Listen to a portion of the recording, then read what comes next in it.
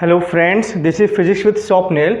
और जैसा कि आपने इसका पार्ट 1 देखा होगा, 8 point must know about flux. ठीक है, तो उसमें उस पार्ट में 6th पॉइंट में हम डिस्कस कर रहे थे। एक क्यूब है, ठीक है, और क्यूब है और इलेक्ट्रिक फील्ड जो है किसके लॉन्ग है, एक्स एक्सिस के लॉन्ग है। जो ये आई कैप है, ये आई कैप हमें शो करता है कि एक्स एक्सिस के अलॉन्ग इलेक्ट्रिक फील्ड है। जैसे आप देख रहे हैं इलेक्ट्रिक फील्ड जो है एक्स एक्सिस के अलॉन्ग है, ऐसे घुसी इलेक्ट्रिक फील्ड और ऐसे निकलेगी इलेक्ट्रिक फील्ड। ठीक है, तो केवल दो फेस को क्रॉस करेगी। एक तो तुम्हारा फेस हो जाएगा ए बी सी डी, इसको क्रॉस करेगी, और एक तो फेस हो जाएगा ई एफ जी एच, इस फेस को क्रॉस करेगी। बाकी किसी फेस को ये क्रॉस नहीं करेगी। और हम जानते हैं जब फील्ड लाइन क्रॉस करती है एरिया को तभी क्या होता है, फ्लक्स होता है।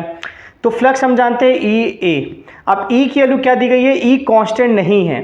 ठीक है, हमारा 6th पॉइंट ही है कि व्हेन इलेक्ट्रिक फील्ड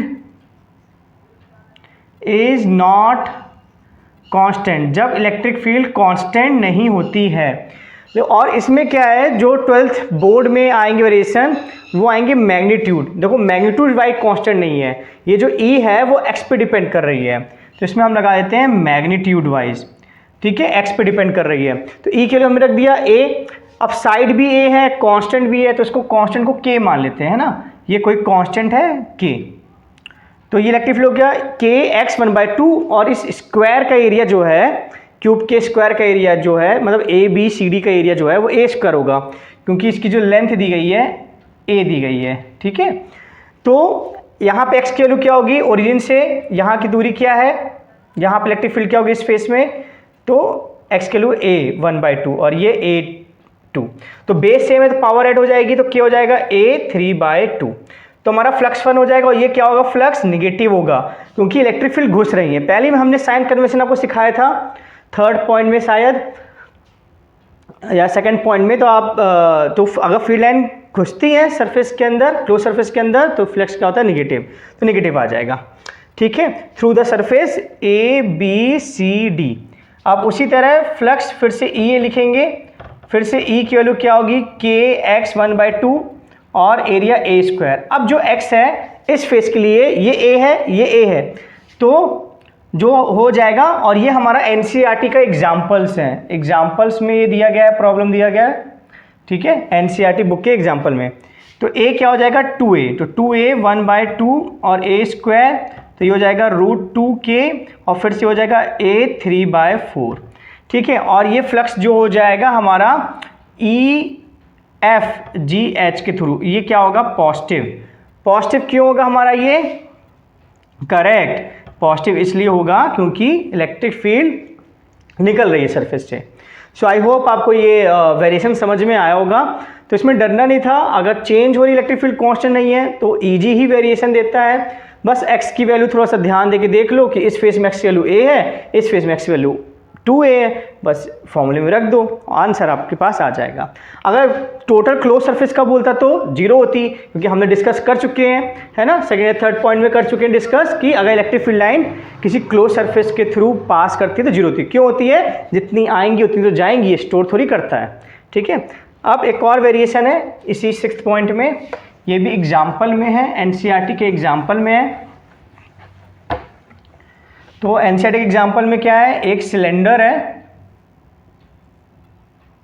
और फिर से वो ओरिजिन दिया है यहाँ पे, और बोला गया है कि इलेक्ट्रिक फील्ड अगर पॉजिटिव है तो ओरिजिन के यहाँ पॉजिटिव है तो इलेक्ट्रिक फील्ड इस डायरेक्शन में है, और निगेटिव है तो इलेक्ट्रिक फील्ड इस डायरेक्शन में है। तो हमें साफ साफ समझ में आ रहा है कि जो फ्लक्स है, अगर इसको हम φ1 बोलते हैं, इसको φ2 बोलते हैं, और इस एरिया के थ्रू, कर्व्ड एरिया के थ्रू हम बोलते हैं φ3। ठीक है, तो जो इलेक्ट्रिक फील्ड है मेरे कर्व्ड एरिया को क्रॉस ही नहीं कर रही है, एकदम पैरेलल है। मान लो ये मार्कर जो है इलेक्ट्रिक फील्ड, ये मेरा सरफेस है, तो इलेक्ट्रिक फील्ड तो ऐसे जा रही है। ठीक है, क्रॉस ही नहीं कर रही, केवल इस एरिया को क्रॉस कर रही है, इस एरिया को क्रॉस कर रही है ना, सर्कुलर एरिया को बस क्रॉस कर रही है। तो आप ऐसे ही देख सकते हो। तो हमारा जो φ1 हो जाएगा वो क्या हो जाएगा, ई ए हो जाएगा। ठीक है, पॉजिटिव नेगेटिव बाहर निकल रही है फील्ड। ठीक है, ये भी एग्जाम्पल का है, एनसीईआरटी एग्जाम्पल का, बाहर निकल रही है तो ई और इसका रेडियस आपको आर दिया था क्वेश्चन में, तो ये हो जाएगा pi are square plus phi two कितना हो जाएगा, ये भी हो जाएगा ई ए और ये भी प्लस हो जाएगा क्योंकि बाहर निकल रही है फील्ड। क्वेश्चन में दिया गया है कि पॉजिटिव साइड के लिए फील्ड बाहर है, नेगेटिव साइड के लिए भी फील्ड बाहर है, तो ई और फिर इसका भी क्या हो जाएगा पाई आर स्क्वायर। तो टोटल और फाई थ्री क्या हो जाएगा, फाई थ्री हमारा जीरो हो जाएगा। फाई थ्री क्यों जीरो होगा, क्योंकि क्रॉस ही निकल रही है। और इसको दूसरे मेथड से निकाल सकते हो, इसका नॉर्मल ऐसा आएगा, इलेक्ट्रिक फील्ड ऐसे जा रही है तो एंगल 90 बन रहा है, जब इलेक्ट्रिक फील्ड नॉर्मल में एंगल 90 बनता है तो फ्लक्स क्या होता है जीरो, तो जो टोटल फ्लक्स हो जाएगा वो हो जाएगा phi one plus phi two plus phi three, तो बच्चा ये हमारा हो जाएगा 2e पाई आर स्क्वायर। तो यही पूछा था, टोटल फ्लक्स पूछा था, तो ये इसका ये आंसर है। ठीक है, आई होप आपको ये वेरिएशन भी समझ में आया होगा। ठीक है, when electric field is not constant magnitude wise, okay magnitude wise. अब 8 पॉइंट थे, 6 पॉइंट हो गए हैं, 2 पॉइंट बाकी हैं, वही बहुत सिंपल है, चलिए इसको भी डिस्कस करते हैं जो 2 पॉइंट हैं। तो एक क्यूब प्रॉब्लम दी गई है आपकी एक्सरसाइज में, 1.16 शायद है या 1.17 है, आप चेक कर लेना। तो क्यूब दिया गया है,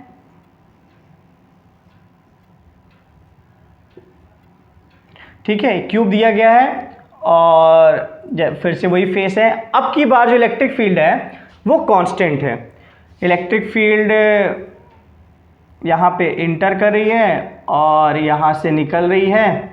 ठीक है, फिर से हम इसको फेस को नाम देते हैं ए बी सी डी और इस फेस को नाम देते हैं ई एफ जी एच।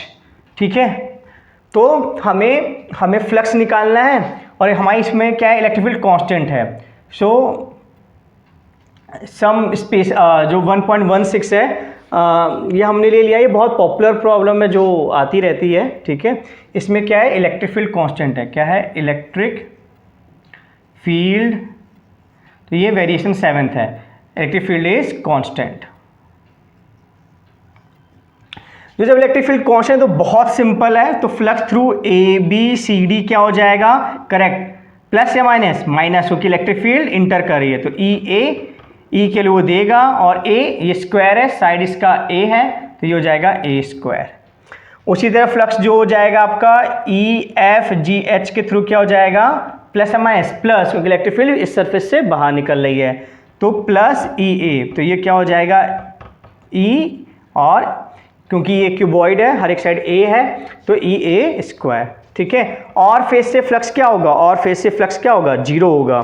ठीक है, क्योंकि देखिए मान लीजिए जैसे ये मेरी बुक है ना, ये मेरी बुक है, ये लगभग क्यूब है।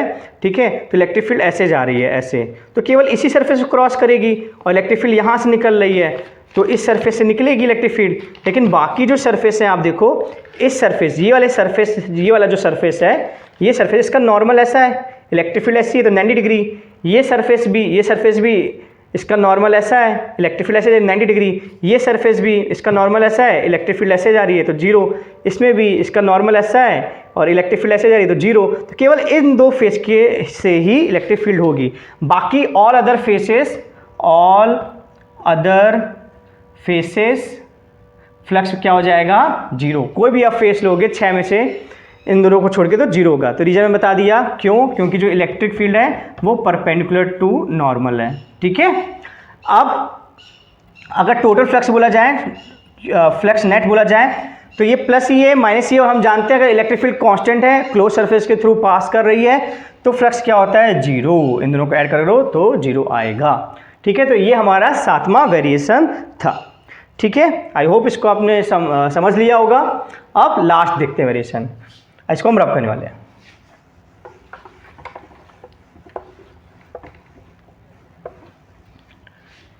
तो अब 8वां वेरिएशन देखते हैं और लास्ट। अब ये कुछ प्रॉब्लम है जो बहुत पॉपुलर है, आप बताइएगा इसका आंसर क्या होंगे। हेमिस्फीयर है, इलेक्ट्रिक फील्ड ऐसे क्रॉस कर रही है, फिर सेकंड में फिर से वही हेमिस्फीयर है, इलेक्ट्रिक फील्ड बच्चा अब ऐसी है, और फिर से हेमिस्फीयर है और इलेक्ट्रिक फील्ड इस डायरेक्शन में है। इसको और प्रॉपर बना देते हैं नीचे, इलेक्ट्रिक फील्ड ऐसी है। तो हमें सब में फ्लक्स निकालना है, ठीक है। तो बहुत ज़्यादा सिंपल है, ये वाला केस तो पहले भी डिस्कस कर चुके हैं। मान लो ये ए बी है और ये बी सी है, तो देखो ए बी में नॉर्मल इस तरफ आएगा, नॉर्मल क्या आएगा, इस तरफ आएगा, है ना। तो फीड लाइन घुसेंगी, और यहाँ बी सी नॉर्मल क्या आएगा, इस तरफ आएगा।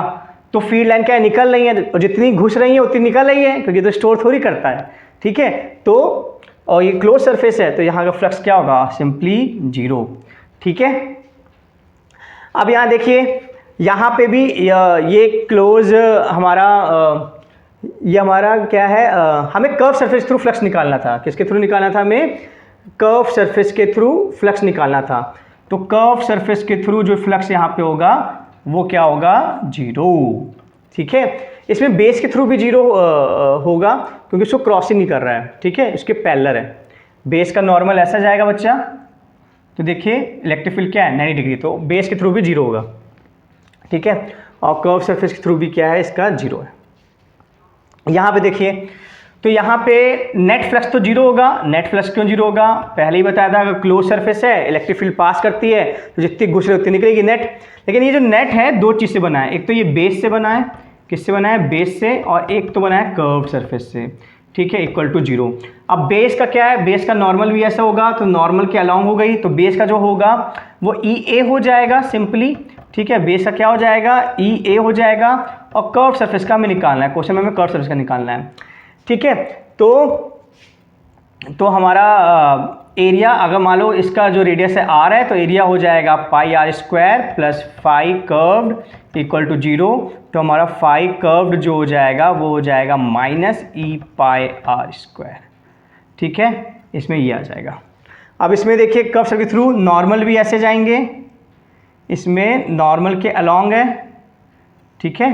जो इलेक्ट्रिक फील्ड लाइन है वो क्या है, नॉर्मल के अलॉन्ग है, और हमें कर्व सरफेस के थ्रू ही निकालना है। तो सिंपली इसमें हो जाएगा कर्व सरफेस के थ्रू ई ए हो जाएगा, क्यों, क्योंकि नॉर्मल के अलॉन्ग है, एंगल 0 है। जब एंगल 0 होता है तो ई होता है, कुछ एंगल होता है तो ई ए कॉस थीटा होता है, तो ई रहेगा। और इसका जो एरिया होता है कर्व सरफेस, क्योंकि हेमिस्फेयर है, स्फेयर का एरिया क्या होता है, 4 पाई आर स्क्वायर, हेमिस्फेयर क्या होता है 2 पाई आर स्क्वायर, तो इसका हो जाएगा 2 पाई आर स्क्वायर। और प्लस या माइनस, तो प्लस, क्योंकि बाहर निकल रही हैं, तो ये हो जाएगा इसका equal two plus through curve surface area, ठीक है।